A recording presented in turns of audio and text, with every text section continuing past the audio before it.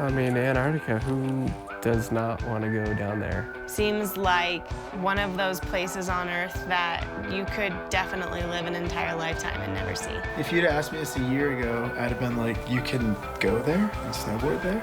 The logistics of getting down there are far beyond anything could probably fathom when I was a kid. There's no landscape on Earth that's remotely similar, and getting the opportunity to go down there, it was an instant yes.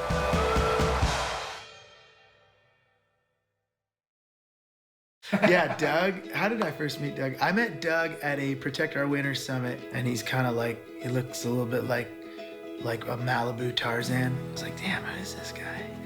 And then I came and found out he owned Ice Axe. And I was like, oh, that checks out.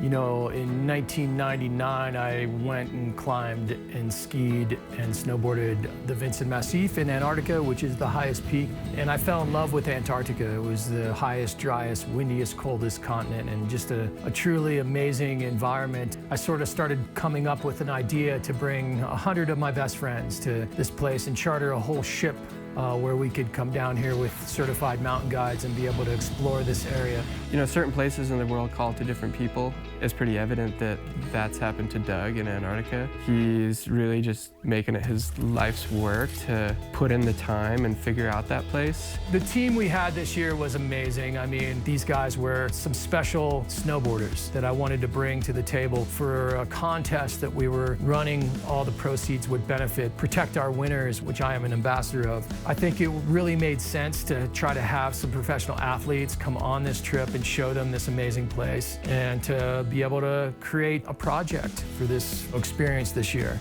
I was pretty excited to be on this trip with Danny and Nick. They're two of my really good friends, and just have a lot of fun together. Yeah, Elena's a badass for sure. She just like kind of floats down these lines sometimes and just ends up at the bottom. You're like, that was insane. And she's like, yeah, that was fun. Now, much like myself, Elena's kind of stepped into this free riding scene. We really share the stoke, and also we're a little bit rookies out there, you know, in some ways. And when you're riding with somebody like Nick, it really is helpful because he just has that confidence and always kind of, in a lot of ways, knows what to do in a situation. Danny is a very comical human being. If there's anyone I would really want on a boat, it would be Danny. He shreds and shoots things on the camcorder. It's quite rad. That was it. We know of Ice Axe, you know, being from Tahoe, you hear a lot about Ice Axe. So we knew we were gonna have a good time, but I kind of had more reassurance because we were going with Stein, who led us on a trip in the Arctic, and it was super fun and much smaller quarters, so I knew we could hang. Our guide staff is fantastic. Our safety and our record is impeccable, and I think that type of camaraderie is something I'm super proud of. The Ice Axe Ski Cruise, it's a 13-day, 12-night trip where we start in the southernmost city of South America in Ushuaia, Argentina. It was kind of like a 2-for-1 trip, how it started off, because Danny and I went down a little bit early to get some riding in. There's Ushuaia, way down there. I'm all the way up here. That was great, just to kind of dust off the cobwebs and get the legs moving again. You know, that alone was a trip of a lifetime. And then you get on a boat and you set sail at some point. And by set sail, I mean you fire up the engines on this 300-foot massive cruiser. Yeah, man, I'm about to be living on this boat for the next 2 weeks. And you head out of the Beagle Channel and you cruise for 2.5, 3 days almost, and then you end up in this other world. We started approaching the South Shetland Islands and Land ho! Seeing this first bulge of white come through on the horizon. You're just looking out at nothing for 3 days, and then all of a sudden this was just such a trip. Seeing them, you know, for the first time before we actually made it to land was like a relief because it meant we weren't on the ocean anymore, but also just like really cool to actually see this ice that's so huge and this mass that's just like floating in this open ocean. Dude, everything just seems so caked. It's pretty wild. There it is. The almighty sun, the almighty Antarctican sun.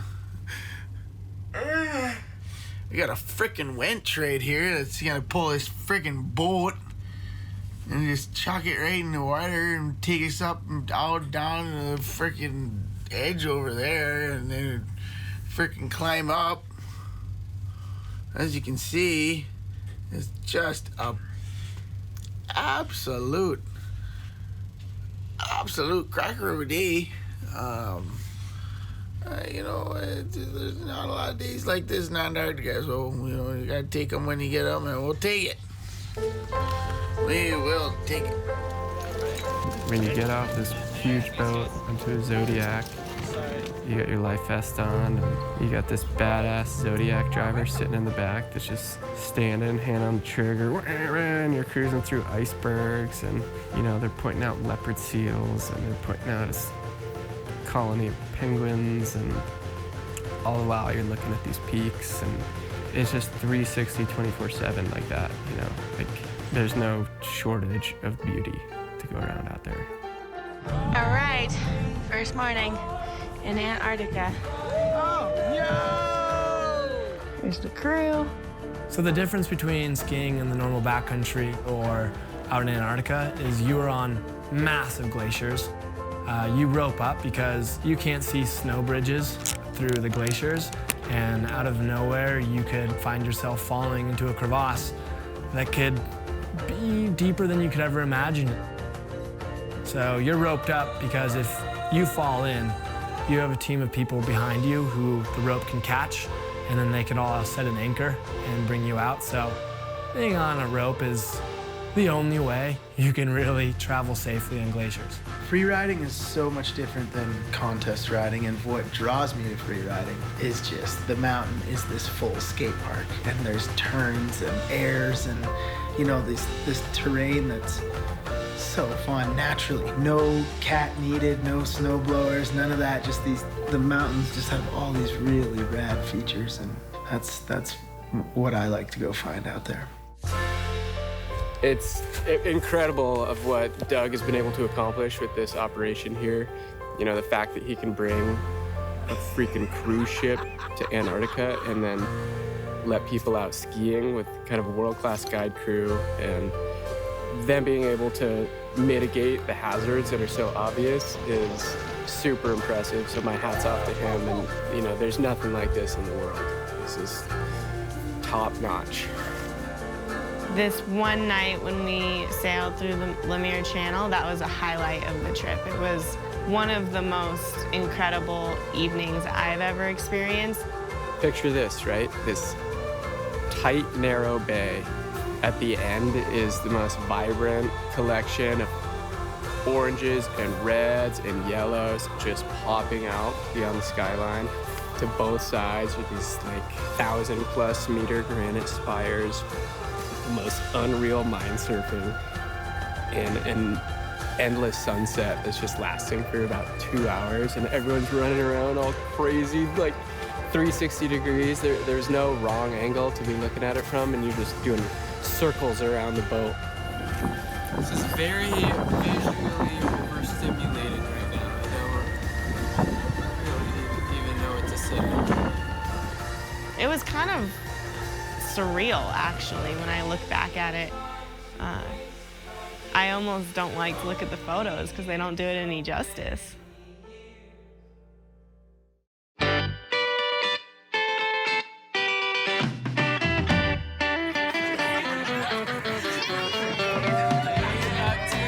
Jump in the water in Antarctica.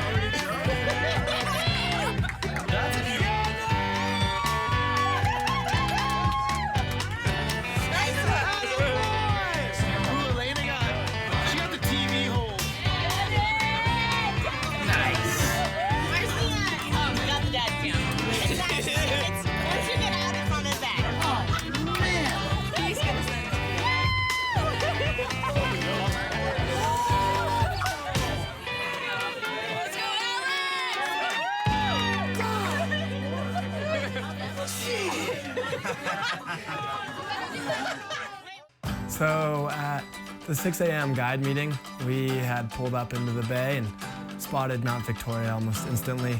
Once kind of showed the team a potential objective. I talked to Doug, and Doug was like, no, you should absolutely ski it. A lot of the people have climbed it, but not left their skis down lower because it's so steep, right? As it just comes up to almost 52 degrees, I think, at the top. Started off just like any other day on a boat in Antarctica. Beautiful views and a buffet breakfast. And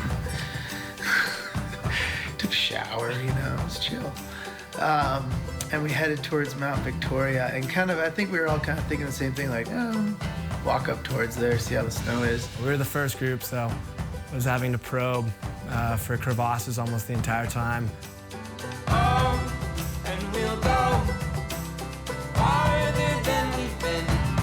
It felt amazing to get onto something steep, just with that vertical relief, looking right down to the water and these icebergs floating around. The climb was awesome. It was so beautiful. Getting up high, looking out over everything, but tricky with tops, and I think that's what's really hard about Antarctica is peeking out on something like that. You're dealing with like maybe a cornice here and like some hole over here, some serac kind of thing, and so it's like, it's just a whole different beast there. Ooh. We have made it to our high point on Mount Victoria. This is where we're switching over. You're gonna drop in. You get to the top, and you know you try to let your breath calm down, and you know kind of the adrenaline's wearing off from the climb, and kind of stop for a minute and regroup and transition, and then you know your body starts to cool down a bit, and then you know as soon as that hits, you know that it's time to go. You gotta drop in, gotta get it while the blood's flowing, and that's what we did.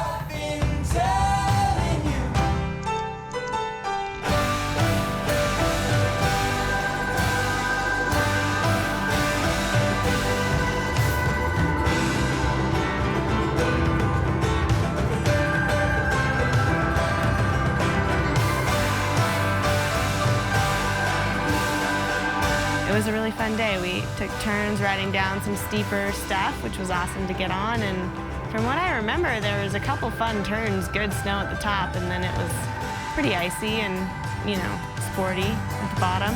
But yeah, it was a good day.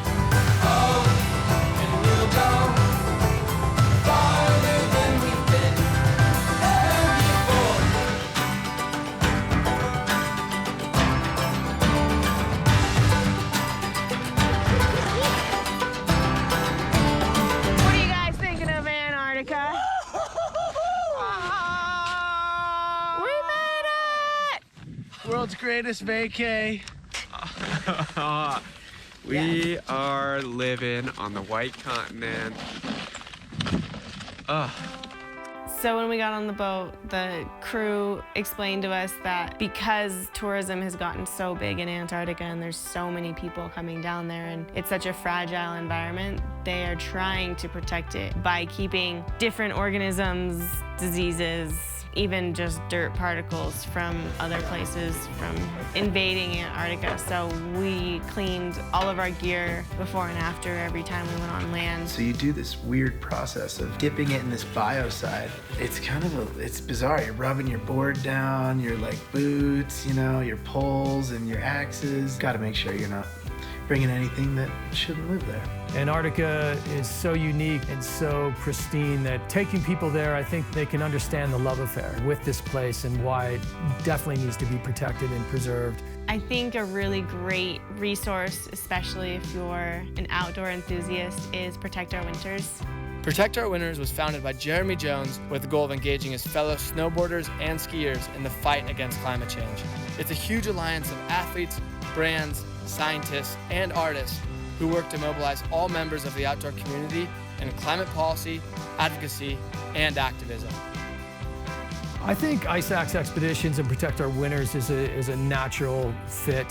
I think it's really, really important to align my objectives and my life goals with not so much nonprofits, but for things that I really truly believe in. All of these environments are so fragile, especially down here, somewhere that's so affected by climate change and the warming of the earth. And so Protect Our Winters does an amazing job of just educating the individual of how you can live more mindfully and be able to protect places like this.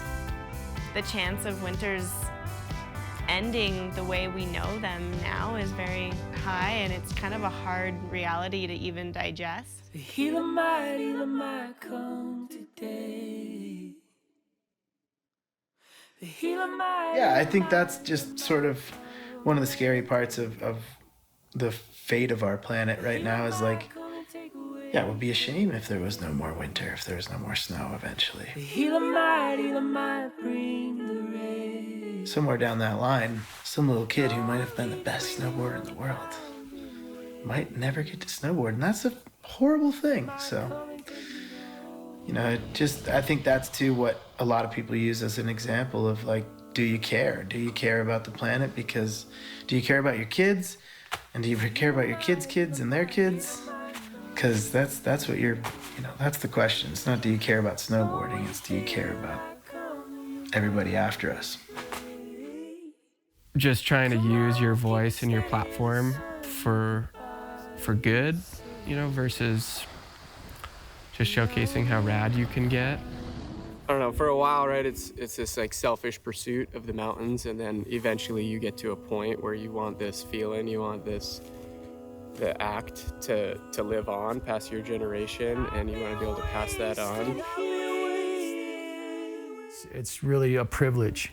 I find it a privilege to be there and to be able to be able to go there, and I know that they took something away from it, and I know that they will be ambassadors forever for this amazing place in the last frontier. But would you come and take it all away? Okay, can we do Yeah. day in the life? Day in the life. Day in the life on the boat. You get up, get yourself a coffee or a tea. There's always coffee and tea readily available 24 hours a day, which I love. And then you get yourself a little breakfast. Not a little breakfast, it's a massive buffet with every type of thing you can think of.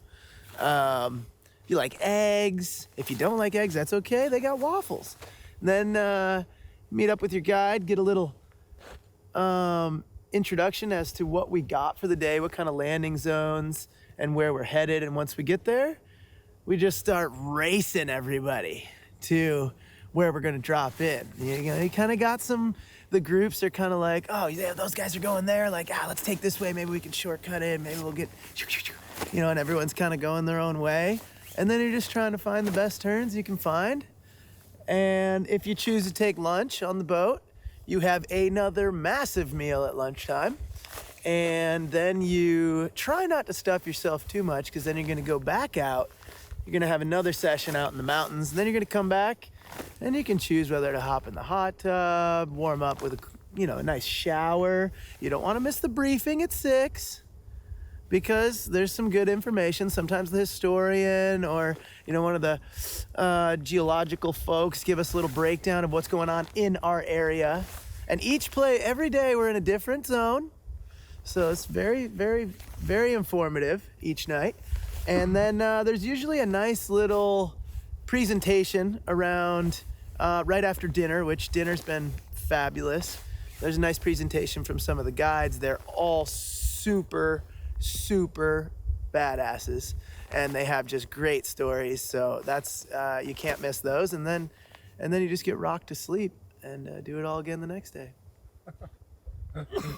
Jesus. Okay. That's a day in the life. Oh my God.